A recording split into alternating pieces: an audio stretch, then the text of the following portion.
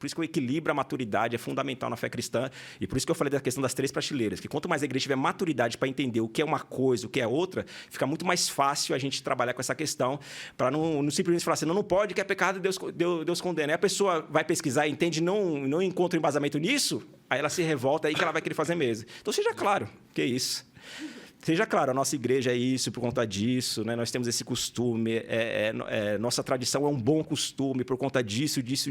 Isso na sua vida prática é bom você não seguir por esse caminho, porque você pode se arrepender, pode ter tantos problemas que pode ocasionar através disso. Então, acho que quanto mais clareza, melhor nesse assunto.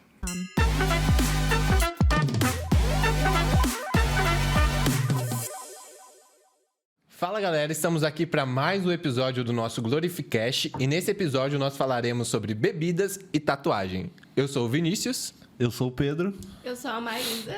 E antes de a gente já apresentar o nosso convidado, eu vou pedir pro Matheus, como o assunto é bebida, traz as taças de vinho pra gente fazer esse episódio, por favor. Brincadeira, galera, não vai ter vinho. Só água mesmo, não vai ter. Mas estamos aqui com o Naedson. Ele é pastor de uma das nossas congregações hoje. Já foi professor da ETAD também, já participou da liderança da mocidade aqui na sede. E se apresenta aí, Naedson, se a gente esqueceu de algo. Paz do Senhor, meus amigos, a todos que estão acompanhando a nossa nesse bate-papo. Bom, não tenho muito o que dizer, isso daí você já resumiu, meu currículo não é tão grande assim, né? Sou presbítero na Casa do Senhor, estou como dirigente da congregação do Imagine 2 e passei por essas experiências que você já citou. E é um prazer estar aqui depois de tantos nomes importantes aqui da nossa igreja que vieram conversar sobre temas muito relevantes. Fui convidado também, então agradeço vocês aí por essa honra. A honra e o prazer é nosso, né, Edson? Então já vamos começar com a polêmica? Quente. Beber sem se embriagar. Pode, é pecado, tem base bíblica? Beber sem se embriagar é pecado, pode, tem base bíblica. É um tema que realmente tá muitas pessoas falando a respeito nas igrejas. É interessante que é uma demanda que não existia muito antes, né? Se você pensar aí a igreja há uns 20 anos atrás, 25 anos atrás, você não tinha essa demanda, ninguém falava a respeito disso, principalmente nas nossas igrejas. Mas hoje, nós já vemos isso ser colocado, né? Eu quero entrar nesse tema e já começar a aprofundar mais, detalhar, mas antes eu acho que é interessante a gente fazer uma introdução. Vocês permitem aqui um pequeno preâmbulo aí sobre o que eu penso a respeito, não apenas desse assunto, mas dar uma introdução que acho que vai nos ajudar. Por exemplo, hoje em dia, não que antes não tivesse isso, mas cada vez mais as pessoas estão sedentas, querendo informações mais claras possíveis, mais embasadas possíveis. Não que antes não tinha essa demanda, mas você não tinha muitas ferramentas para isso. Hoje em dia, você está falando alguma coisa no púlpito, numa sala de escola dominical, e tem alguém ali no Google vendo se você está falando é correto, não é, qual é o contexto daquilo. Você fala um termo em hebraico, a pessoa já vai ver o termo ali, se é isso mesmo. Então, cada vez mais a demanda está aumentando para isso. Então, cabe a nós, aqueles que lecionam a palavra do Senhor, que são pregadores, né? São professores desde as crianças, adolescentes, jovens, cada vez mais trazer com clareza, né? O que a Bíblia diz a respeito de certos temas. E quando a Bíblia diz, o que ela realmente diz. E o que ela não diz, tem que dizer que ela não disse, porque ela não diz, né? Então, e eu separo isso, vamos dizer assim, para ficar mais claro, mais didático. Pense em 3 prateleiras ou 3 caixas que a gente possa colocar essas questões que eu vou colocar agora. Por exemplo, na primeira, eu colocaria doutrinas bíblicas, pensando no ensino da igreja. Então, na primeira caixa ou prateleira, coloca doutrinas bíblicas. O que é doutrina bíblica? O que a Bíblia diz a respeito de determinado assunto? Por doutrina, eu falo conjunto de ensinos que a Bíblia traz, que são inquestionáveis, que são imutáveis, que estão ali, doutrinas bíblicas realmente. Por exemplo, a doutrina da divindade de Cristo, Jesus Cristo, Deus encarnado, a doutrina sobre a salvação, soteriologia, que Jesus Cristo veio para salvar. Isso são questões que todo cristão aceita e é irrefutável. Por exemplo, também, a doutrina do pecado, que o homem caiu lá no Jardim do Éden. Então, são questões que não se pode mudar. Porque se você não acredita nisso, por exemplo, que o homem caiu lá atrás e ele pecou, e por isso foi destituído da glória de Deus, da graça de Deus, você não acredita em Jesus como Salvador. Sim. Então, você não pode mexer nessas questões. Então, essas são, nessa prateleira aqui, questões que não se pode mexer, porque são bíblicas. Todo cristão, em qualquer parte do mundo, crê nessas questões.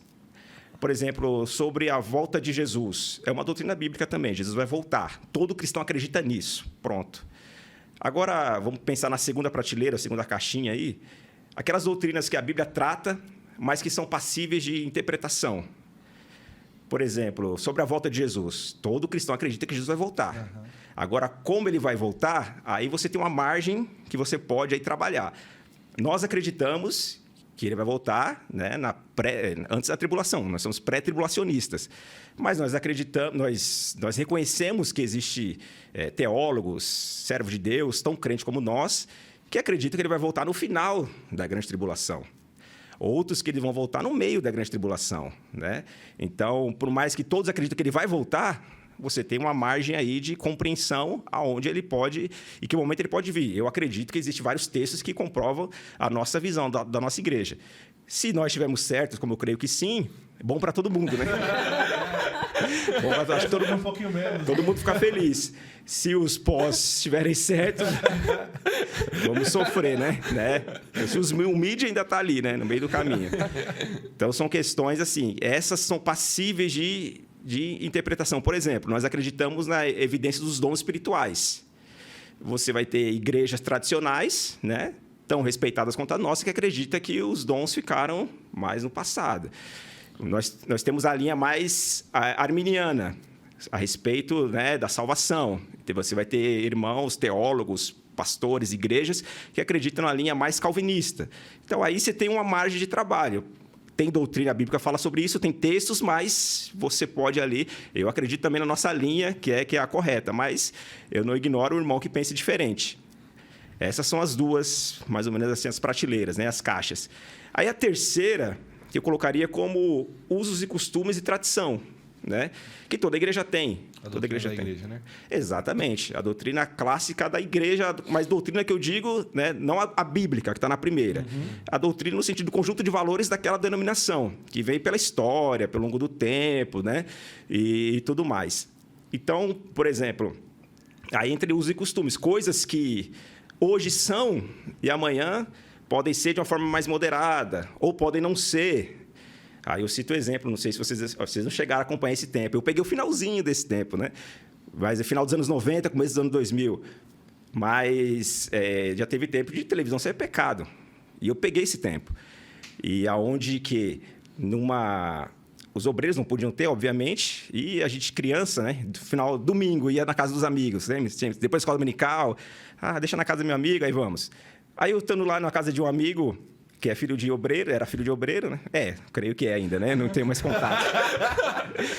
E ele falou, meu pai tem televisão. Eu falei, não tem. Tem. Eu falei, não vi na sala.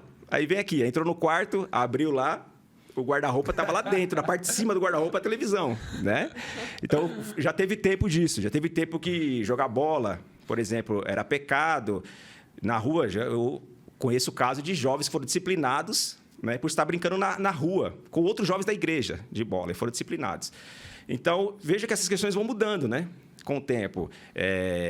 Sem falar a questão de mulheres com batom, com esmalte nas unhas, que eu já presenciei pessoas do púlpito falando que era pecado porque Deus não queria, Deus não permitia.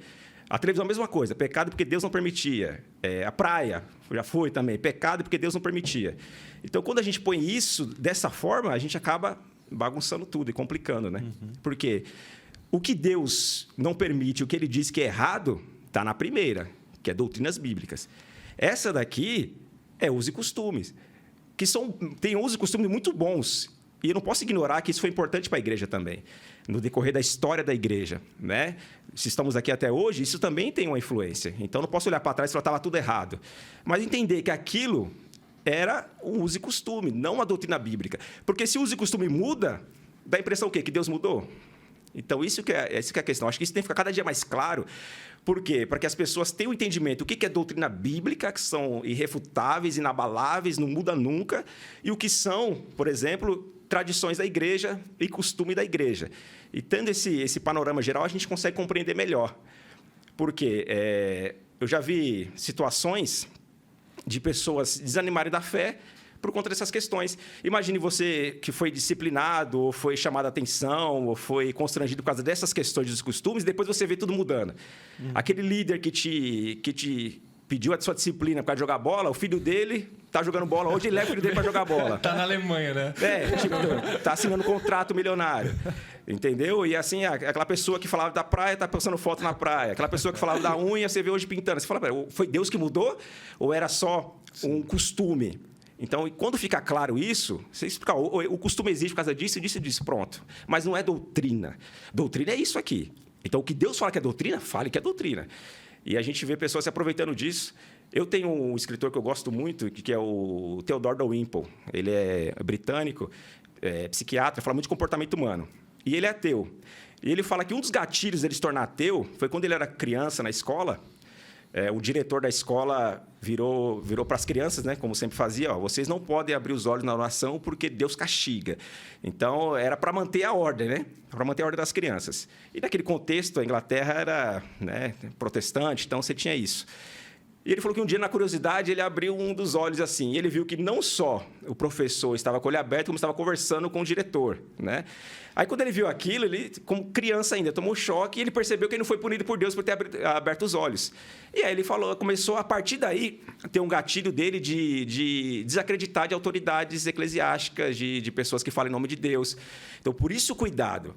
Quando for ensinar alguém a falar a respeito de certas questões, temas, diga claramente, aqui a Bíblia está falando, é isso. Aqui é um costume bíblico que, por mais que não tenha diretamente um texto bíblico falando, pode ter princípios que abordem aquilo, mas que pode ser, de alguma forma, alterado com o passar do tempo. Então, acho que é um apelo que eu faço aí para todo mundo que lida na área do ensino, da educação, da cristã, principalmente nas crianças também. Fica quieto porque Deus não está se agradando. Aí a criança fala, poxa, mas Deus é assim? Né? Não, fique quieto porque você está atrapalhando o seu coleguinha. Não precisa colocar o nome de Deus para dizer algo que é óbvio ali, né? Ó o coração, hein, criança? O jovem brincando demais, fica quieto porque Deus não sei o quê. Não, fica quieto, você está atrapalhando aqui o andamento da aula, alguma coisa nesse sentido. Mas não precisa colocar o nome de Deus quando Deus não falou aquilo na Bíblia. Não tem um texto falando assim, não deis risada, por exemplo. Então... Jesus mandando as crianças para de correr que eu tô... Então, eu acho que isso aí... Passando rasteira nas crianças, né? Acho que isso daí é uma coisa a se pensar. E aí você já vê logo com a pergunta logo, né? Onde que tá, né? Qual prateleira tá a bebida? Beber uma aguinha aqui. Qual dessas prateleiras está? A bebida não tem como dizer que não aparece um texto bíblico. Tanto vinho quanto bebidas fortes, como aparece, né? No hebraico, acho que a palavra para vinho é ain, e para bebida forte é shekar, se eu não me engano. E essas palavras aparecem em vários textos do Antigo Testamento, né? Tem a ver, está ligado à bebida, principalmente o vinho. Quando a Bíblia fala de bebida, vai falar, né, na sua grande maioria, do vinho. Mas está ligado muito à questão cultural de Israel, né? Então, não tem como você negar, olhando para o texto bíblico, do Velho Testamento principalmente, que muitas passagens fazem alusão ao vinho. E aí que está. Tem muitas passagens que fazem alusão ao vinho num contexto positivo, de festas, de comemoração, né? Celebração, até mesmo em cerimônias religiosas, né? Você tinha, por exemplo, um tipo de dízimo que Deus recebia, que as pessoas tinham que levar o seu cereal, levar ali a sua colheita e também o vinho. E tinham que comer na presença do Senhor e tinham que beber na presença do Senhor. E quando aparece vinho nesse texto, é essa palavra, ain, que tem o sentido de vinho e fermentado, né? Aí vão ter duas linhas, basicamente, né? Vai ter a linha que vai dizer que é um vinho fermentado e vai ter uma linha que vai dizer que é um vinho novo, né? Mas, pelo que eu andei pesquisando, analisando, ouvindo, a maioria dos teólogos tradicionais vão na linha de ser fermentado, né? É muito difícil, até para aquela época, você manter sempre o vinho novo. Aí, por exemplo, dá 2 nomes que é expoente aí que todo mundo conhece na internet de teologia. O Augusto Nicodemos vai para essa linha era o fermentado. O Rodrigo Silva, que também é um grande estudioso da cultura hebraica, também vai dizer que era um vinho novo, né? E vai citar aí textos antigos também para dizer a respeito disso. Mas, pelo contexto, dá a entender que não tem muita essa diferenciação. E eu acredito que na parte aí onde passa, onde é colocado na Bíblia a palavra vinho, tem um sentido de ser fermentado. Então, assim, você tem um contexto positivo. Você tem um contexto onde há celebração de festas. Você tem um contexto quando Abraão está voltando da batalha contra os reis. Melquisedeque recebe ele com pão e com vinho. Você tem o salmista dizendo que o Senhor criou também o vinho para alegrar o coração do homem. Você tem... E o vinho faz referência à alegria na Bíblia também, né? Até nas nossas pregações pentecostais, a gente usa o vinho como símbolo de alegria. Uhum. Mas você também tem o vinho no contexto negativo, né? E qual que é o contexto negativo do vinho? Embriaguez, né? A Bíblia é muito clara e muito severa na questão da embriaguez, do consumo desenfreado do vinho, ou desequilibrado do vinho, né? Então, você tem vários textos que vão dizer que isso é uma grande maldição, né, para a vida da pessoa. Você tem desde Noé, bebeu ali do vinho, né, que ele tinha produzido ali, tinha cultivado aquela vinha, bebeu, se empolgou demais, ficou nu, aí seu filho viu aquilo, né? Não cobriu a vergonha do seu pai, os seus irmãos viram, cobriu, e quando Noé voltou a si, ele amaldiçoou o seu filho. Então, veja que foi uma maldição para a vida do filho, para a sua descendência, por conta de... Né, a raiz ali foi a embriaguez. Também Ló. Temos um caso de incesto, também derivado de uma embriaguez. No caso, foram as filhas que embebedaram ele, deram dele tomar o vinho e depois tiveram relação com ele, as duas, e surgiram 2 povos que foram inimigos de Israel, né? Então, você vê a consequência disso. Você tem também Deus, Provérbios falando a respeito disso também. Você vê Salomão, vários textos. Salomão tanto fala de forma positiva do vinho, como fala de forma negativa. Mas, quando fala a negativa, você está falando da questão da embriaguez, da pessoa passar do ponto. E você tem na Bíblia também algumas proibições a respeito do vinho, né? Por exemplo, o sacerdote não poderia tomar vinho quando estivesse em serviço, né? O rei, segundo está em, se não me engano, em Provérbios também, o conselho ali para Lamuel, e, se não me engano, a sua mãe aconselhando ele, que não, na hora de tomar decisões, não tomar vinho. Por quê? Porque o vinho mexe, né, com a questão também emocional, do raciocínio da pessoa. E o sacerdote não podia também, para fazer tudo com equilíbrio ali, bom senso. Então, veja, ao mesmo tempo que tem um contexto positivo, que Deus até aceita a oferta de uma pessoa ali, até com vinho, você tinha ofertas de libações, oferta de libação, oferta derramada, que Deus também aceitava o vinho e a bebida forte como libação. Mas o sacerdote não podia naquele momento, que estava em trabalho, né? E você tinha um nazireu, que era alguém que foi, desde criança, separado, e por isso não podia beber vinho nem bebida forte. Você tem alguns casos na Bíblia, né? O João Batista, por exemplo, é um, Sansão é outro. Então, é mais ou menos isso. Então, existem esses contextos na Bíblia. O vinho, o positivo e o negativo. Agora, o problema é que a linha tênue aí é muito fina, né? Isso é. Sim, mas não foge não, né, Edson? Tá na prateleira doutrina bíblica ou tá na prateleira uso e costume? Não precisa ter medo não, né, Edson? Aqui a gente tá pra debater e, como você falou no começo, acho que é importante a gente explicar, porque hoje não se é como há 20 anos atrás que o pastor falava e aceitava e pronto, acabou. Exatamente. Hoje... Exatamente. Então...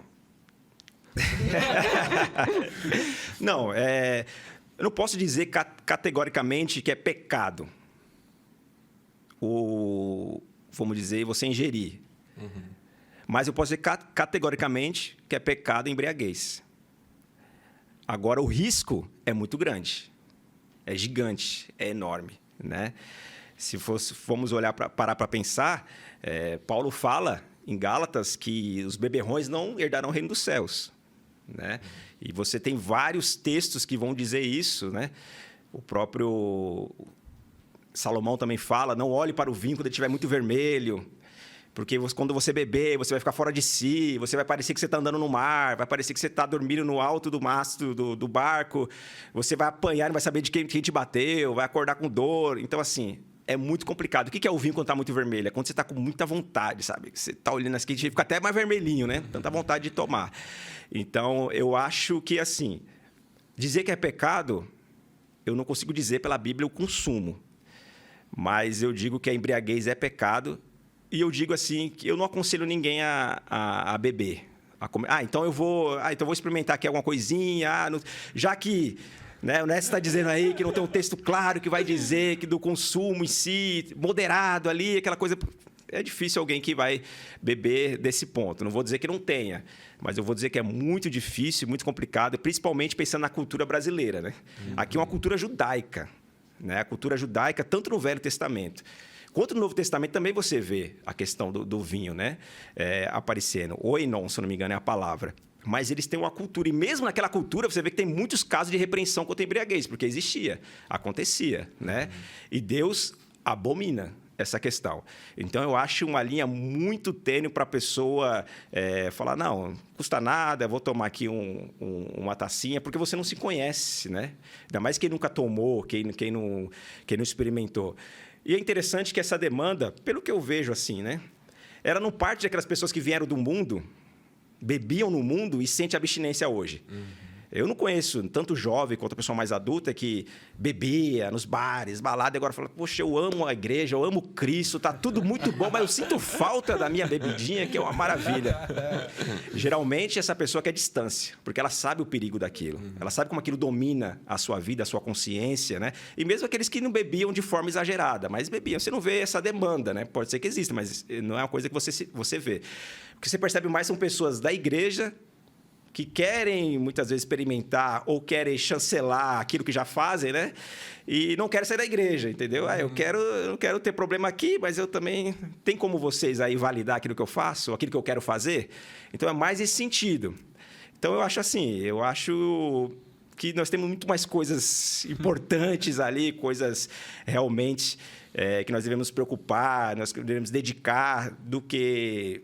simplesmente ficar olhando para essas questões e com vontade de fazer. Se alguém me perguntasse para mim, eu ia falar, claro, eu não vejo texto bíblico que proíba o consumo, mas eu digo de todo o coração, se você nunca bebeu, não beba. Não beba, não corra esse risco. É desnecessário, né? E entra também na questão dos nossos costumes, né? Da nossa igreja. Exatamente. Aí, pensando já na linha dos costumes da nossa igreja, entraria como pecado, né? Exatamente. Eu acho que, assim, quando o Naedson falou que é um risco, realmente é um risco, porque cada organismo é diferente do outro. Então, você não sabe se você tem essa tendência de ter um vício ou não, né? Exatamente. Então... Não, porque você citou o Rodrigo Silva, né? E para o tema eu pesquisei alguns vídeos e ele falou de uma pesquisa de quem mais sofre com o alcoolismo. Teve uma pesquisa, acho que nos Estados Unidos, enfim... são padres e pastores que bebiam sem se embriagar. Só que aí ele acabou ficando viciado e aí virou o vício e aí sim o pecado, né? Porque tem muitas igrejas tradicionais que é liberado. Então, os pastores, por exemplo... No Brasil não tem muito essa cultura, mas na Europa tem. Nos Estados Unidos também tem. Até no Brasil mesmo, no Sul, a cultura do vinho é uma coisa mais aceitável, né? Só que aí tem essa questão, a linha tênue. Porque às vezes você está muito triste... vou beber um pouquinho de vinho. Está muito alegre, vou beber um pouquinho de vinho. Estou em família reunida, um pouquinho de vinho. E aquilo pode, aos poucos, se tornar algo que vai puxando um gatilho. E também o risco, um pai que... Ele até bebe, vamos dizer assim, de forma moderada ali, bem controlado. Eu não sei nem quanto que é isso, mas sei lá, meia taça ou menos de uma taça, eu não sei, não faço ideia. Estou chutando aqui. Mas beleza, deixa a garrafa lá na geladeira. Aí o filho, quando o pai não está, fala, deixa eu experimentar também. E pode ser um gatilho. Porque o alcoolismo muitas vezes começa na família, ou dessa forma, até mesmo de forma assistida, né? Como tem pais não crentes que eles... meu filho pode beber aqui uma cervejinha comigo, aqui, então beber. E aquilo vai criando um gatilho dentro da pessoa, vai criando e vai se tornando um vício com o tempo, né? E o vício não começa com grandes doses.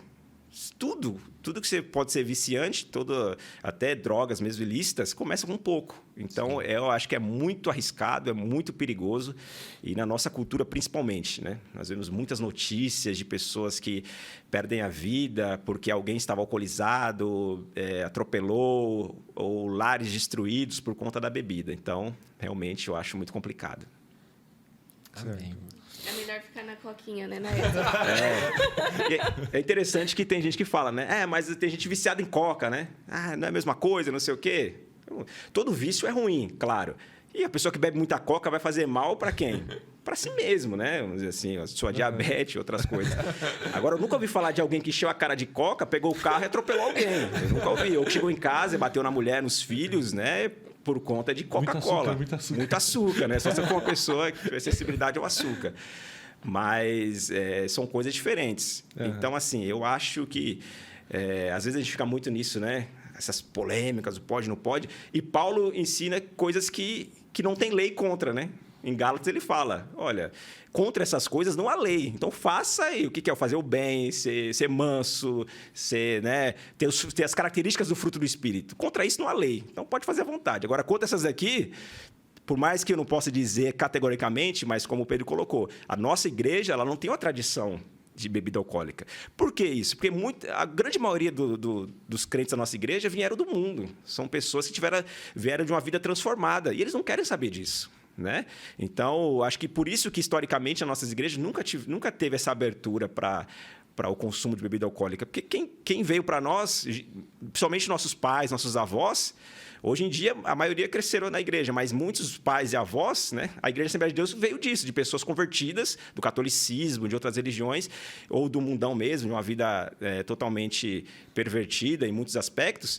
E quando eles entram para a igreja, eles entram não querendo saber de nada disso, né? Então, acho que é um costume muito bom da nossa igreja isso. E que seja preservada, porque é uma coisa que realmente, por mais que alguém possa dizer, não, mas a Bíblia tem esse aspecto, ela trata o vinho de forma positiva, negativa, tem uma certa neutralidade no consumo, moderado ali. Mas a embriaguez é um pecado que a Bíblia não tolera, que o Senhor não tolera. Então, o costume da nossa igreja é um costume muito bom de a gente ter essa abstinência, na minha opinião. Amém. E nessa linha de bebidas, o que você acha de... Nessa linha de bebidas, uísque. O que você acha de alimentos que usa álcool, assim, bebidas na preparação? Porque tem muitas sobremesas que tem conhaque, tem coisa que a gente nem carnes, sabe. Tem umas carnes que... Né? Não sei o que, cerveja preta, cerveja não sei da... Eu fiquei sabendo que o pastel também, você já viu isso? Pastel tem álcool. Cachaça, pastel, né? É cachaça. Nossa. Porque as A bolinhas... massa. Vocês falaram. O quê? Agora eu tô sabendo, posso comer mais pastel. Pesquisem aí no Google. Todo pastel tem álcool? As bolinhas que faz no pastel é por causa da cachaça. Só que a massa fica mais crocante. Ouvi dizer isso. Costela, às vezes o pessoal vai comer uma costela num restaurante, o pessoal põe, né? Gente, eu vou ler os ingredientes da nossa pastel. Mas aí evapora, né? Eu creio que evapora a questão do álcool ali. E o intuito ali, aquilo ali, acho que não consegue você ingerir aquilo, você ter alguma dosagem de álcool no seu corpo. Eu acredito que não cria nenhum problema não por causa disso, né? Não sei se eu já vi alguma coisa a respeito que evapora. Então não tem... Não chega no seu organismo. Senão, aí complicou. Senão... Tem até tipo assim, trufa, aí tem rum. Aí já é diferente, aí já é um pouco diferente, do meu ponto de vista. Porque ali tá ali, ó. Né? Não tem nenhum processo ali, não. O líquido você ingere ali.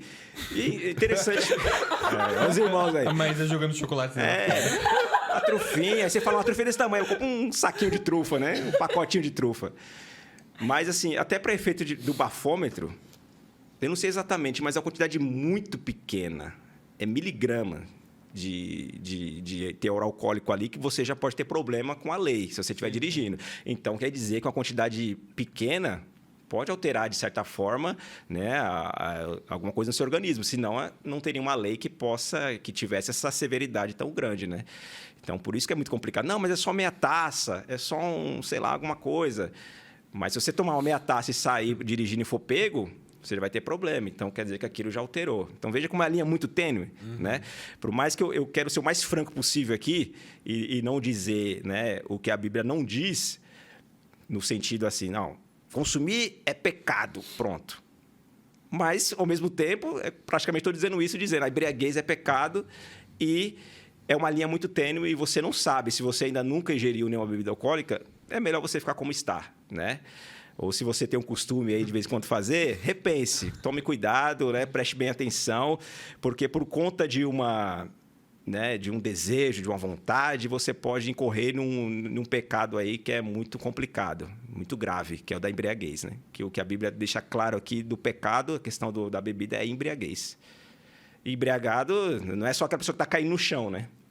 Então, você tem níveis aí de embriaguez, como a gente está falando aqui até do bafômetro mesmo, para dirigir na rua. É um nível muito baixo, mas segundo as autoridades já é suficiente para você provocar um acidente, né? Então, mexe com a nossa consciência. Parada depois de comer um pastelzão, né? Imagina. Cara, tô impressionado. Não vai mais comer, não? Não, vou pesquisar isso. Pesquisa aí, vai. Que horror. Pesquisa aí se o pastel é isso mesmo aí. Vou pesquisar. Gente, eu tô abismado até Não, mas eu agora. não sei se é todas as massas que Não vai sei se é cachaça, todas, mas eu sei que... Falam que deixa mais crocante mesmo a massa. Não sabia. Tá vendo? A culinária tem seus mistérios. Pois é. Por isso que se a gente, né, aí for taxativo nesse sentido, imagine. Então, quer dizer, vai ter que... Pastel nunca mais, galera. Pastel. Você dá aquele restaurante, aquela costela macia, que costela maravilhosa. Aí o cara fala, então, isso daí foi no shopping. Ah, nem Quê? pergunta. Nem pergunta. Não pode. É complicado, né? É. Não vou querer saber mais nada. Edson, a minha pergunta está baseada no texto de 1 Timóteo, capítulo 5, versículo 23. Eu vou ler aqui o versículo, tá? Por causa do teu estômago e das tuas frequentes enfermidades, não beba somente água, mas também um pouco de vinho. Pelo que você respondeu no começo... Meu Deus. Pelo que você respondeu no começo, a gente já sabe assim da resposta, mas eu vou acrescentar. Paulo aqui fala do vinho fermentado, e quando o Paulo fala nesse texto aqui, quando ele fala, mas beba um pouco de vinho.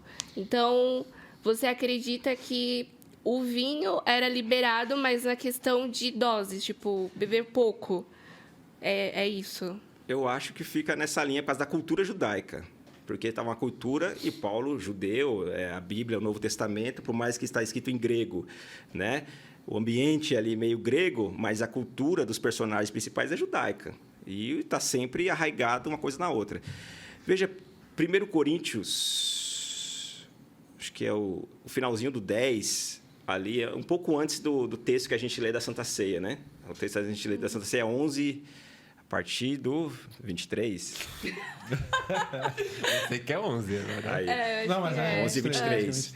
E um pouco antes, Paulo tá repreendendo os irmãos que estão comendo demais, né? E estão ali de forma desenfreada.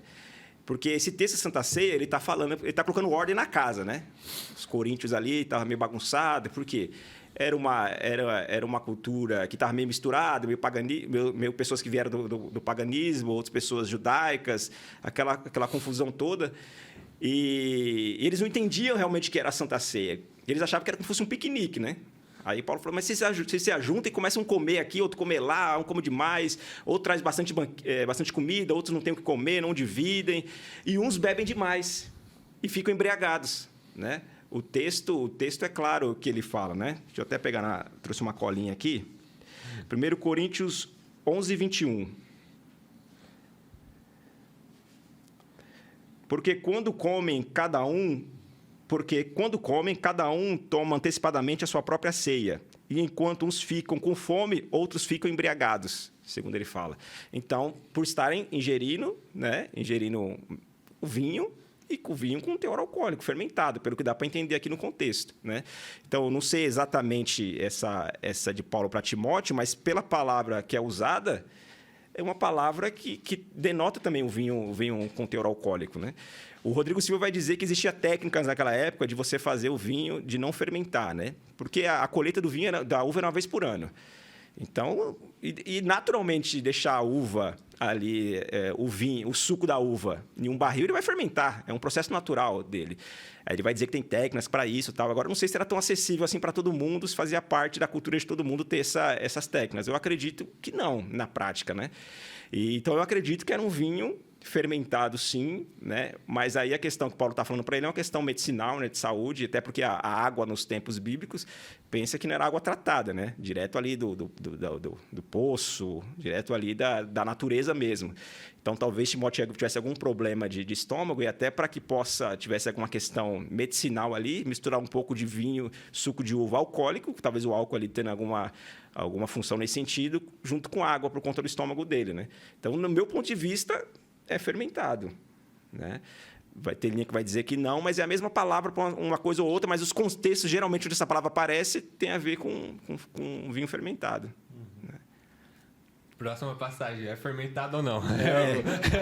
É o quadro do Glorificast agora. Tem álcool, né? O primeiro milagre, que foi água em vinho. O vinho também era fermentado? Aí eu sigo a mesma linha, porque veja que o Metra elogia, né, o vinho ali. E eu acho que se fosse um suco de uva, sei lá, ficaria claro que era um suco de uva. A pessoa vai dar... Ele fala assim, geralmente se dá, né, o melhor e depois o pior, né? Qual que é considerado o melhor vinho? O que não tem álcool, segundo a cultura, segundo as pessoas que consomem vinho. Tá. Não, se você falar um vinho é bom, é porque ele tem um certo teor alcoólico. Não tem, senão é um suco de uva, né? Eu já ouvi estudando essa passagem, né, já vi duas linhas, né? Que uma, que eu acho que é a mais aceita aí, é que o melhor vinho lá tem álcool, sim, aí as pessoas ficavam meio... porque é 3 dias de festa, feliz, né? Às vezes eram festas não ia ver a longas. diferença, né? Já tinham tomado vinho bom, já iam estar meio baqueada, né? Não sei o que. Não, ia sentir a diferença do vinho ruim, né? Mas outras é que falam que as pessoas iam tomar tanto vinho assim, iam ficar cheias e não iam ligar pro... Mas eu falei, como que a pessoa vai ficar cheia 3 dias, tá ligado? Agora, ou então, quem segue essa linha falando que é suco, por exemplo... Todo aí, como se o Matt estivesse falando, toda festa, o noivo dá o Del Valle no começo e depois dá o Kisuko no final. Mas as pessoas iam perceber, porque a pessoa tá sem consciência. Oxe, olha só, isso aqui é um Kisuko, com todo respeito ao Kisuko, galera. Se quiser patrocinar aqui, nem sei se existe ainda. Então, se fosse uma coisa que... Senão, as pessoas perceberiam. Sim. Agora, por que a fermentação? A pessoa já está alegre. Se ela está alegre, é mais fácil de enganar. Se é mais fácil de enganar, você dá o bom no começo, e a pessoa, nossa, que bom. E depois você vai dando um ralezinho e a pessoa tá no bolo ali, não está nem percebendo. Sabe qual é a minha dúvida? O que eu penso, não sei se é besteira. Se embriaguez é pecado, por que Jesus ia oferecer algo que poderia levar ao pecado? Entendeu? Entendi. Primeiro é uma questão cultural lá, né? Nem todo mundo se embriagava. Né? Então, porque a embriaguez sempre foi uma proibição, desde o Antigo Testamento. Então, não é que todo mundo se embriagava, que senão acho que o vinho seria totalmente... não seria permitido. Né? Mas a questão é...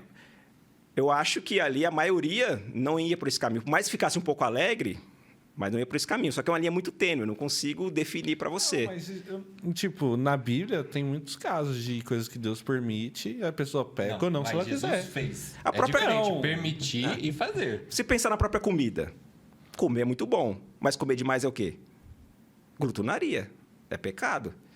Mas o comer, sim. E a linha tênue aí do comer e comer demais, né? Deus fez a comida. Tem gente que bate... Deus fez a comida. Tem gente que bate 2 pratos aí, tranquilo. Você fala, rapaz, é demais. Oxi, tô bem. Eu conheço que era uma baciazinha assim, papai. Eu falo, não é possível. A pessoa come e tá tranquila. Tem gente que já come um pouquinho e já tá satisfeito. Glutonaria é quando você come mais do que ali tem a necessidade, né? Do seu organismo ali. Mas é uma linha tênue, porque para mim pode não ser para você, porque depende do seu biotipo, do seu organismo e tudo mais. Então, eu acho que é nesse sentido. Ele não fez para se embriagar. O próprio salmista, no Salmo 104, vai falar que o Deus fez o vinho também para alegrar o coração do homem. Mas no sentido não de embriaguez, né? Ali naquele limite. Só que aí que é a questão. E aí esse limite? Como é que fica? Então, para não passar do limite, eu sou conservador. Então, eu prefiro não do que me arriscar nesse sentido. Depois eu perder o controle e entrar no pecado da embriaguez. Que aí tem vários textos. Se quiser que eu cite os textos aqui, vários textos falando sobre embriaguez, do Velho Testamento e no Novo também. É ao ponto de Paulo falar que ficarão de fora. Aqueles que assim, Jesus também fala a respeito disso, né? Não fiquem aí com os cuidados da vida, com as orgias, com as embriaguez, senão vai virar o grande dia e vocês vão ficar de fora. Então, é uma linha muito tênue. Então, eu acredito que Jesus fez o milagre, que era uma questão cultural deles, né? Então, era permitido. Senão, eu não faria. E eu acredito que é alcoólico por causa desse contexto. Não é só eu que digo, muitas pessoas, né? Teólogos, quem sou eu para falar sobre isso? Tem essas duas linhas, mas acho que a majoritária é da linha da fermentação aí, né? Fermentação. A própria parábola de Jesus fala colocar vinho novo e odre velho. Qual que é o processo ali que ele explica da parábola? Por que não pode colocar vinho novo e odre velho? Porque tem a fermentação. O que é um odre velho? Ressecado, que o odre era feito do couro ali, do animal, né? Então, com o tempo, o couro, sol do deserto, o frio da noite, o sol do dia. Então, o couro ele vai tendo o processo vai ressecando. Ele vai contraindo, dilatando, e vai ressecando. Passando dos anos. Quando você põe um vinho novo, o processo dele natural vai começar a fermentar. Quando fermentar, ele vai começar a expandir. Quando vai expandir, ele vai estourar. Então, Jesus usa a parábola falando de um vinho com teor alcoólico. Porque as pessoas estavam na mente das pessoas. Jesus sempre usa parábolas trazendo coisas que estavam na mente das pessoas. Da agricultura, da pescaria. Então, se não tivesse isso, não ia fazer sentido essa parábola dele. Você põe vinho no odre, mas não acontece nada com ele, porque é um suco. Né? Então, eu acho... Isso me ajuda, no contexto, a pensar que tem a ver, que é o vinho com teor alcoólico, fermentado, né? Aí o João Batista já não tinha isso, porque o João Batista era nazireu, né? Ele não podia tomar vinho, né? Bebida alcoólica. E é engraçado que Jesus fala, né? Veio o João Batista, que não comia nem bebia, vocês falam que ele tem demônio. Veio o Filho do Homem, comendo e bebendo, vocês falam, é beberrão. Né? Amigo de pecadores. Aí alguns vão dizer que isso eles estão falando para ofender Jesus, e realmente é uma ofensa a Jesus, né? Mas eu não acredito que eles tiraram isso do nada, assim, do sentido assim, Jesus nunca encostou num cálice de vinho e mesmo assim eles estão xingando. Eu acho que Jesus ele tinha a cultura judaica de tomar da maneira certa, só que para ofender eles aumentaram ali, vamos dizer assim, né? Aí, ó, comilão. Jesus não era comilão, ele comia. Onde ele chegava lá, botava ele para comer, ele comia. Onde dava a entender, ele sempre estava comendo, né? E ele tem esse contraste, né? João não bebia vinho e chamavam de filho de demônio, né? Aí o Filho do Homem, vocês chamam de beberrão. Então, por que eles falam isso? Então, não é que Jesus era beberrão. Isso era um xingamento, isso era uma ofensa. Mas baseado, talvez, na cultura de Jesus, que, como todo judeu, de ter o consumo ali equilibrado, né? Do meu ponto de vista. Então, para você também, Jesus bebia vinho fermentado. Pensando na cultura judaica... Vinho fermentado.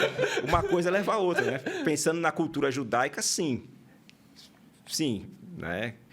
Pensando no contexto, tudo aquilo que a gente falou até agora. Mas nunca na questão, obviamente, da embriaguez, né? Nunca. Acho que a questão da cultura judaica, pelo que dá para entender ali no contexto, eu acredito que sim. Né? Perfeito. Mais alguma dúvida sobre bebidas? Acho que Não? Não. Então vamos para o segundo assunto polêmico do dia. Vamos pra parte de tatuagem. Não parou, né? não. Meu Deus do céu. Achei que... Qual prateleira Qual é a que sua tatuagem? Tô brincando. Qual prateleira que entra já, né? O quadro Qual Prateleira? Agora virou Qual Prateleira Está, né? Então, a primeira é Qual Prateleira Está. Vamos do primeiro tema que nós falamos. O primeiro está no uso e costume. Uso e costume. E a embriaguez está sim, na primeira. doutrina bíblica. Na doutrina bíblica mesmo, que a Bíblia diz de forma clara. Então, deixa quietinho, não vamos mexer nisso não. Né? Não se arrisquem nesse tema. É isso que eu digo. Pensa na cultura brasileira, deixa pra lá. Sobre bebida, né? Sobre bebida. E a tatuagem? Tá ligado? Colorida tá é só preto, tá na do uso e costume. E a tatuagem entra em qual? Doutrina bíblica ou uso e costumes? Olha aí esse novo, hein? Você só tem mais maravilhosos, né? Só tem mais tranquilos, fáceis, né? Eu acho que para mim está na mesma linha. Na mesma linha. Eu não vejo um texto claro que diga proibição, apesar de Levítico ali, não me falha a memória agora do texto, que fala não faça marcação no corpo por conta dos mortos. Tem traduções que até a NVI fala não tatue seu corpo. Outras falam não marque o seu corpo. Acho que na NVI eles usam a palavra tatuagem. Mas não é no sentido que nós temos hoje, porque ali tinha mais uma ligação com a questão pagã, do culto aos ancestrais, do culto aos mortos, né? Então, acho que as culturas da época tinham essa prática de você, às vezes, se mutilar, se cortando, ou colocando alguma espécie de tinta, como a cultura indígena faz, né? Para fazer memorial aos mortos, aos antepassados. Eu acho que é mais nesse sentido a proibição. Eu não vejo pessoas hoje em dia fazendo tatuagem nesse sentido, né? Não sei, pode existir, mas se tiver, tá errado, né? Completamente. Mas eu acho que não dá para trazer essa mesma... do jeito que está no texto para nossa cultura hoje, porque não é o mesmo sentido, né? As pessoas... Mas que a tatuagem tem a questão da agulha perfurando o corpo ali e tudo mais, mas não é com sentido de culto à ancestralidade, a pessoas mortas e tudo mais, né? Pelo que eu entendo. Então, a Bíblia não vai falar muitos textos sobre isso. Acho que é só isso que vai falar. Que você tem essa questão da pessoa cortar o seu corpo pensando nisso. Agora, aí alguém vai dizer, né? Mas Jesus vai estar ali escrito na coxa, né? Tal. Será que é tatuagem? Não sei. Será que no céu tem um anjo tatuador? Nossa, seria muito bom. Seria muito Tatuagens bom. possíveis, aí João Batista. Versículo bíblico. Tipo isso, né? Então, assim, mas entra na mesma questão. Por mais que não tenha... Porque no meu ponto de vista, não tem um texto claro vai dizer a respeito... Na questão dos costumes, nossa, é bem claro e definido, né? Também que não é algo da nossa cultura pentecostal, assembleiana, né? De termos de termos tatuagens, né? Pessoas tatuadas. Aí entra o contexto atual, né? Tem muitas pessoas na igreja que vieram do mundo tatuado, né? Não tem jeito. E a tatuagem também é uma coisa interessante. Você vê como o mundo mudou não faz muito tempo, né? E eu sou da geração que a gente pegou meio que essa mudança, né? Final dos anos 90, começo de 2000. Eu sou do século passado. Minha adolescência e juventude veio do século passado para o século atual. Então, a gente pegou bastante mudança interessante. E sei lá, uns 25, 30 anos atrás, para ter tatuagem, meu irmão, rapaz, tinha que ser alguém com muita atitude mesmo, viu? Não era qualquer um que tinha tatuagem, não. Era alguém fora da curva mesmo que tinha tatuagem, porque não era coisa tão comum. Hoje em dia é difícil você ver um jovem sem tatuagem, né? Inclusive, no contexto... Aqui atrás. Aí, ó, revelações. Aí, a gente aproveita esses momentos, lança a sem semente. disciplina, galerinha, por favor. Mas eu digo no contexto do mundo, Sim, né? Sim. Mas... Certeza que meus pais não vão ver esse episódio e vão falar, Isa, deixa eu ver. Pra ver. Mas a cultura ela é muito poderosa, né? E ela vai preenchendo, você vê, não era demanda na sociedade no geral e não era demanda na igreja. Hoje é uma coisa na sociedade geral quase que um normal e a demanda parece que começa a vir para a igreja. Porque o jovem ele é influenciado, não tem jeito, né? Então, assim, antigamente era uma coisa... Eu conhecia, acho que 1 ou 2 pessoas quando eu era adolescente que tinha tatuagem. Era a gente mesmo, você fala assim, loucão mesmo. Tipo punk rock, o cara era fora da curva. E tinha tatuagem e tal, que era um sinal de atitude, não sei o quê. Não, o nome do pai aqui, o nome da mãe aqui. Não, isso não existia muito, não. Era tribal, lembra do tribal? Tá. Aí você vê como que é uma questão cultural e moda. Hoje em dia, eu acho que as pessoas praticamente não fazem tribal. Antigamente, a maioria era tribal para lá, tribal para cá. Hoje já mudou outro. Já foi a época do japonês, né? Letras japonesas. Aí o pessoal zoava, né? Você escreveu o quê? Meu pastel de frango mais barato. Chinês, letras chinesas e tudo mais. E é cultura. E hoje tem outra pegada. Então, eu acho que também é uma questão muito complicada no sentido prático. Também. Assim como a bebida no sentido prático é muito complicado, você tira a teologia, tira toda a teoria. No prático, é complicado porque você pode causar um acidente, você pode trazer uma desgraça para alguém, então, com a questão de você ingerir bebida alcoólica. Na tatuagem também. Porque na prática, primeiro, é uma coisa que você vai colocar no seu corpo que nunca mais, né, vai sair. Apesar de agora você ter procedimentos, isso que é interessante. Parece que essa questão da tatuagem, ela subiu, e encontrou mais ou menos o pico ali da questão das pessoas, né, fazendo, utilizando aquela moda, aquela coisa toda que está. Porque hoje você olha na rua, você vê um tatuagem, agora estão tatuando o rosto, né? Não tem o pescoço. Quer dizer, antigamente era aqui, era escondido, era nas costas, era no peito, era no braço, na parte de cima. Foi descendo, já para ficar visível, é na mão, é no dedo, é fechando os dois lados, é no rosto. Então, meio que tem gente que já chegou no limite, falou, não quero mais. Pelo contrário, quero tirar. Já tem clínicas, né, especializadas no Brasil de remoção de tatuagem. Mas é um processo muito caro, muito doloroso e longo. Não pensa que você faz a sessão de tatuagem 3, 4 sessões, você fez ali a sua tatuagem. Dependendo, você faz em uma sessão só. Para retirar, é doloroso, é caro e é demorado. E é um processo muito, vamos dizer assim, agressivo para a sua pele, que é um laser para tirar o que você fez. Por quê? Porque as pessoas já estão falando... Quem tatuou na minha geração, 15, 16, 17 anos, vou tatuar. 20 anos depois já não é a mesma coisa. A coloração já não está a mesma, entendeu? Aquilo que era moda já não é mais. Aquilo que era legal na época, hoje em dia... o pessoal fazia um araminho aqui, não sei se você já viu um araminho. Hoje em dia a galera mesmo fala, o que é isso, né? E hoje, o que o pessoal está fazendo muito? Séries, referências de séries, de Marvel e não sei o quê, tal. Daqui a pouco isso passa. Você tiver quem está agora com 20 anos, daqui a 15, 20 anos depois, vai falar, rapaz, o que eu fiz? O que eu fiz na minha vida? Então, assim... E também outra coisa, é um gatilho a tatuagem também para se tornar algo um vício, né? Uma certa idolatria, se você parar para pensar. É difícil você ver uma pessoa que tatuou uma coisa e parou nisso. Uma coisa. Às vezes a pessoa começa com tatuagem da mãe para justificar, né? Não, é para minha mãe, bem pequenininho, mãe. Daqui a pouco, mãe fechou o braço com outras coisas, né? Não dá nem para ver mais a mãe.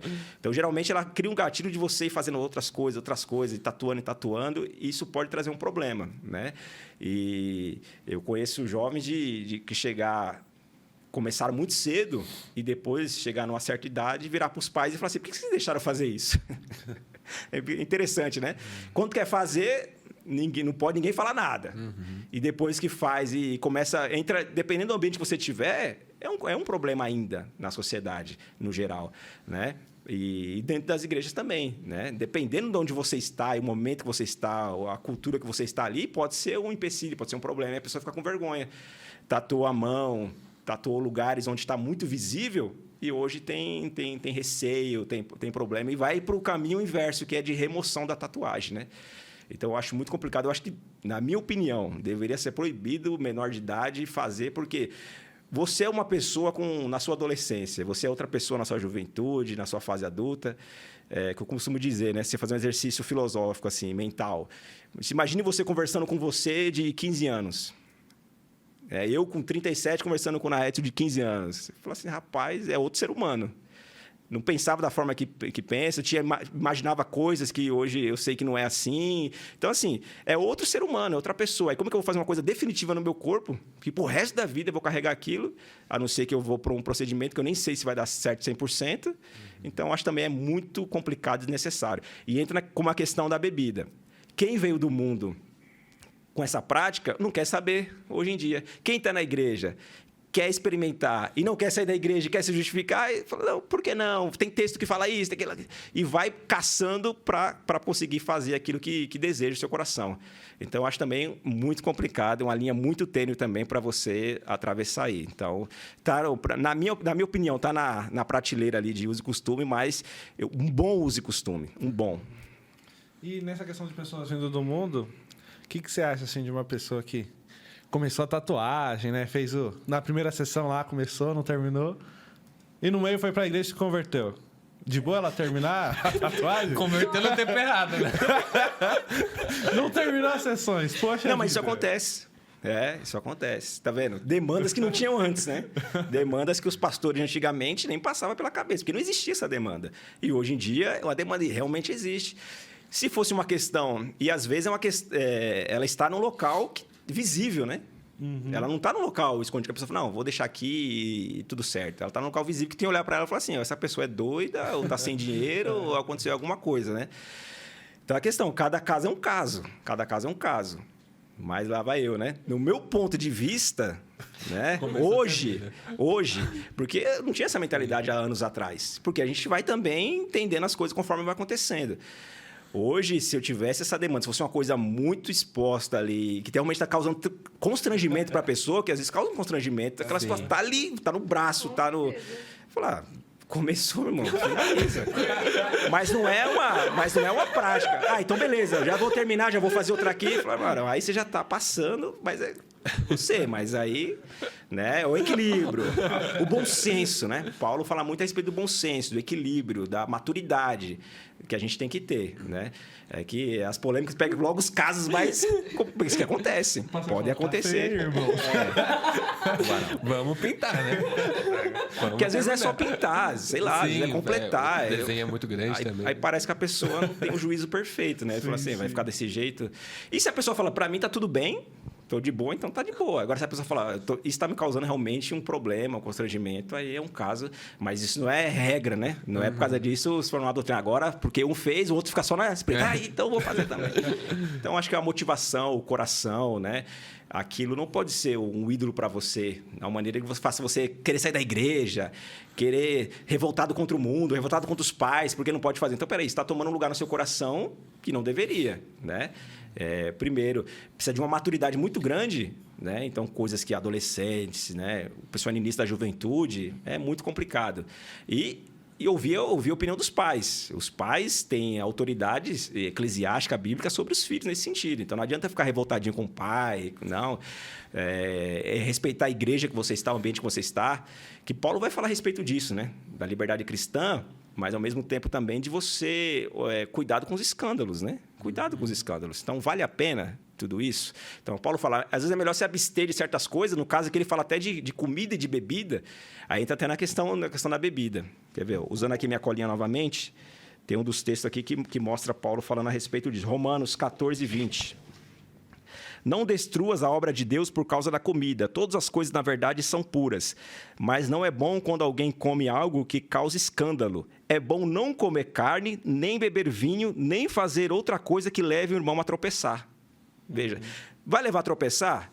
Eu estou num contexto onde isso tudo é muito bem entendido, está muito bem amadurecido, está muito bem tranquilo, é uma coisa. Eu estou num contexto onde isso não está amadurecido ou tem um problema com isso. Então, para que eu vou colocar, né, a obra de Deus, como diz aqui? Não destrua a obra de Deus. O seu irmão salvo em Cristo é uma obra de Deus.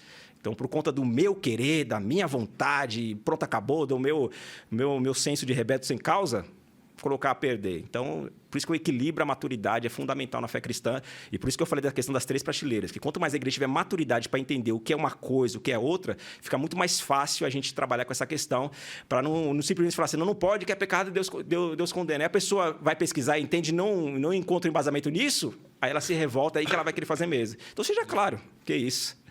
Seja claro, a nossa igreja é isso, por conta disso, né? Nós temos esse costume, nossa tradição é um bom costume por conta disso. Isso na sua vida prática é bom você não seguir por esse caminho, porque você pode se arrepender, pode ter tantos problemas que pode ocasionar através disso. Então, acho que quanto mais clareza, melhor nesse assunto. Amém. Na Edson, não sei se você conhece um procedimento estético que chama micropigmentação. É verdade. Micropigmentação, que é na sobrancelha. Esse procedimento, ele entra na questão da tatuagem? Seria uma tatuagem? O nome diz, é uma micropigmentação. Tá pigmentando a pele. Melhor resposta. Você está pigmentando a pele. Geração. A tatuagem não é uma pigmentação da pele? E para pigmentar precisa do quê? Da agulha, né? Então, se você for ver, é parecido. até o procedimento. É 99,99% igual. Eu não sou então... especialista nisso, não sei dizer, mas até pelo próprio nome e pelo que eu já ouvi falar a respeito, você vê que é uma questão estética, uma questão de adorno, né? Então, por isso que aí você fala, né? Não, é taxativo aqui e tal, não sei o quê.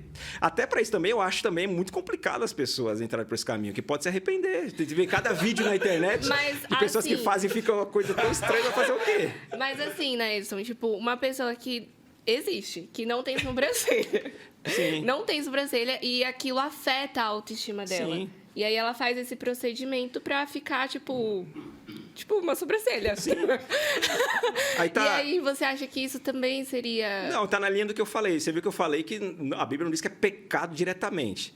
Mas a questão do bom senso, a questão do equilíbrio, a questão... Por exemplo, nesse caso que você está falando... Seria um equilíbrio. É um caso que você vê assim, realmente não tem... afetando a pessoa. É estético, é estético. É um adorno, é um adorno, como tantos outros são. Né? A barba dos meninos aí é estético. A nossa roupa é estética, é um adorno e tal. Aí, ó. Isso é tô brincando. Brincadeira. Então, essa roupa, o sapato que eu escolhi a marca. Então, tudo faz parte, né? Agora, a questão é do equilíbrio. Então, assim, nesse caso, se chegasse para mim e eu tivesse que, de alguma forma, alguém pedir minha opinião a respeito disso, não tinha como ser contrário a isso. Mas disso a você se desenfrear, tatuar, aí é uma questão completamente de bom senso, né? De análise, de você ter maturidade cristã para isso. Uma coisa é uma coisa, outra coisa é outra coisa. Por isso que eu não sou taxativo de dizer, não, é pecado. Porque pode acontecer esses casos e eu sei que também tem pessoas esteticamente fazendo nas suas sobrancelhas. Tá? Virou um boom isso daí. Se forem tirar todo mundo que fez isso, vai virar o quê, né? For disciplinar todo mundo. Mas não é desculpa para você fechar braço e tudo mais. Então, é uma questão... Eu acho, primeiro, você ter a sua consciência cristã, você ter equilíbrio, maturidade, ter idade para fazer as coisas. Meninas também novas querendo micropigmentar a sobrancelha. Desnecessário também, pela idade que tem. Então, os pais ficar atentos a essa questão, porque são questões que a pessoa vai levar para o resto da vida, né? E o procedimento reverso disso é muito complicado, né? Então, não sei se eu respondi a sua pergunta, mas eu acredito que tá nesse campo aí de uso e costume com moderação. Porque o problema de muitos temas passou da moderação, entra no pecado. Sim. Muitas questões da Bíblia não vai falar de forma clara de tudo que tem, porque é muita, mas vai falar de princípios. E o princípio é, principalmente, a moderação, o equilíbrio, o bom senso, né? Isso é fundamental. Amém. Mais alguma pergunta sobre tatuagem, pessoal? Não, acho que foi menos polêmica que bebida, né? Eu digo, aparece. Vocês têm tatuagem, mas não quiseram falar onde... Eu vou tatuar a cruz. Meu sonho é tatuar a cruz, tô brincando. Começa com Te amo, Jesus, e depois... E aí tem pessoas, você vê que, até dentro da igreja, que são tão fãs dessa cultura pop, que às vezes começam a aderir, né, coisas da cultura pop sem perceber ou entender a origem daquilo. Por exemplo, a onda agora, a questão de Marvel e tudo mais. Tem muita coisa legal lá, mas tem muita coisa que vem de culturas pagãs, de deuses nórdicos, por exemplo, mitologias de outras, né, de outras civilizações, que às vezes ali está representado num personagem, de alguma coisa assim, e você não percebe, e você tatua aquilo, por exemplo, no seu corpo, você está fazendo referência a uma divindade, não é só um desenho ali, não é só um personagem da cultura atual pop, mas faz referência a uma divindade. Então, você tem que ter muito cuidado com isso. Isso é tatuagem. Até o cara não tem tatuagem, mas tem camisetas e um monte de coisas que fazem referência a outros deuses, né? É importante o cristão ter essa mentalidade, entender a raiz das coisas, o porquê das coisas, para não cair, né, em tropeços, embaraços. Amém. Então é isso, gente. A gente está finalizando esse episódio, né, Edson? Você tem algumas considerações finais a fazer? Dicas de tatuagem pra gente... Não. Qual versículo tatuar? Eu peço a Deus que fique bem esclarecido isso que eu tentei colocar aqui para vocês. É um bate-papo, é uma conversa, né? A minha visão a respeito desses temas, claro, quem sou eu aí para querer dar a palavra final de algum tema, ainda mais esses temas tão polêmicos. Mas eu sou alguém que está dirigindo uma congregação, estou como pastor, né, um presbítero que estou atuando como pastor, e faço parte dessa nova geração que está se deparando com essas questões, né? Está se deparando com que meu pai não precisou passar por isso, os meus avós não precisaram passar por isso, mas eu estou, né, e peço a graça do Senhor para que haja conforme a palavra do Senhor, mas ao mesmo tempo entendendo o momento que estamos vivendo e entendendo, tentar passar isso claro para as pessoas, o que é Bíblia, doutrina bíblica, irrefutável, imutável, que Deus falou. Por exemplo, Deus fala claramente a respeito da fornicação. Fornicação é pecado. Então, por que é pecado? Porque Deus falou que é pecado, está aqui dizendo. Então, não preciso eu dizer que isso é pecado. Aqui, ó, a Bíblia está dizendo. Mas tem questões que, como eu disse, que podem ser debatidas. Apesar de nós termos a nossa opinião como igreja, como instituição, né? Mas eu posso aceitar alguém que possa pensar diferente. E tem questões que são usos e costumes que tem que ser trabalhado, explicado por que os motivos, que muitos costumes são bons, como o Paulo fala, os bons costumes. Eu acho que a maioria dos costumes são bons. Mas costumes, alguns deles, melhor dizendo, passam. Vão modificando, né?